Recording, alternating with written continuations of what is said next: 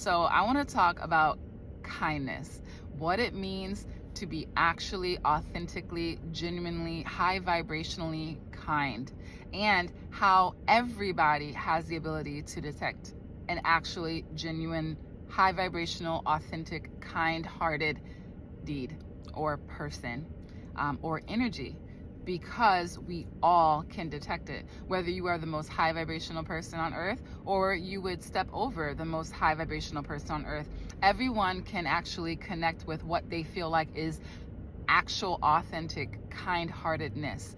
And when I say actual authentic kind-heartedness, I mean that actions can look a certain way if you're looking at it one dimensionally.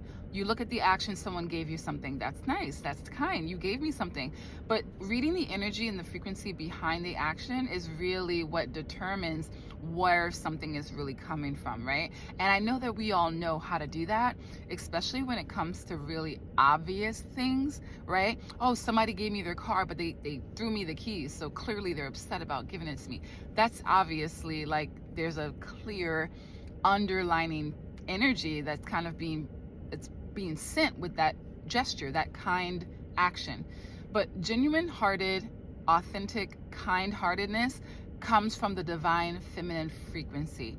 And you are able to hold, everybody is able to hold this divine feminine frequency and be able to exude this high vibrational essence within themselves. The actual issue comes with how long people can hold this frequency, and if they are holding it like a potato, you hold it and then you throw it away, or do you actually embody this frequency and it's part of who you are? That is where things get tricky, because you can assume that you meet somebody, for example, right, and they're so kind and they're so sweet, and then a month, 2 months later, you're kind of like, where's that kind, sweet-hearted person that I thought I met? Well, that was the mask, that was the holding of this energy, or it was them putting forth the action of kind-heartedness, but the frequency behind it wasn't authentically or genuine kind-heartedness. And when someone's kind-hearted, they are able to give grace and compassion to themselves, and that healed place within themselves that can hold that compassion and that grace towards themselves, and to see past the distortion within themselves, can now be shared and put forth to people outside of themselves. I like to look at it as like a flower, right? A flower blossoms, and the radiance of that flower exudes on everybody around you, regardless of who you are, how you are. There's this genuine kindness that comes out of you because it's coming out of your essence. It is not an act. It is not a thing that you pick up and you put down. It is part of who you are. And for it to become a part of who you are, everyone has this ability, but we have to actually work on ourselves. We have to work on those wounding, the feminine wounding that is held behind those genuine, beautiful, kind-hearted actions. We have to really think about how healed someone actually is. And it's okay, because we want to be kind. Most people want to be kind. Most people might believe that they are kind, but this is where distortion gets kind of tricky, right? Because things can appear a certain way, but that doesn't mean that that's what they are. And so I really want to challenge people to start to read the energy behind. It doesn't mean call people out because you're trying to be kind, but you're not actually being kind, because I could tell that you got some insecurity behind that and you're actually jealous of me and blah, blah, blah. It's not to do that, right? We're not trying to hurt people. We're trying to love people, but we're also trying to read energy and detect authenticity and detect genuine kindness, genuine kind-heartedness, especially if you value who you are and who you put yourself around. You want to be around people who are exuding a frequency that aligns with you, and you don't want to fall for that mask, right?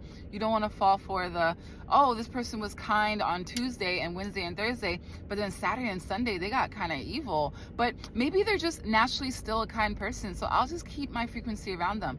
But it's kind of like, trust the change-ups, because the change-ups actually show you how long people can hold a certain frequency for, right? And if it's something that they are embodying for a while, or it's something that they are able to pretend to hold for a while. I mean, you can kind of pick up and exchange, what is the makeup of the situation as you start to kind of sit, relax, observe, and kind of detect the energy behind someone. And the easier it is to, I'm saying this backwards, the more you work on who you are naturally, the more you work on your own feminine wounding, the easier it will be to detect other people's wounding in those feminine areas and how genuine things really are.